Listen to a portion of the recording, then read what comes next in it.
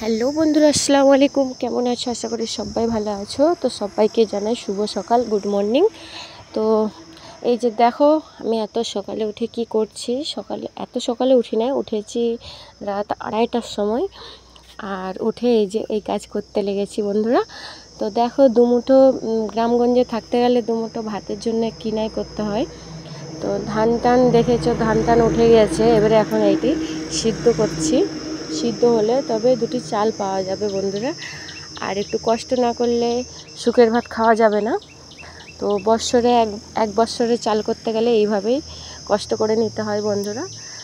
আর তো আমার মতন কে কে কষ্ট করছো সেটা একটু কমেন্ট করে বলবে বন্ধুরা। বাই বাই, আল্লাহ হাফেজ, সবাই ভালো থেকো।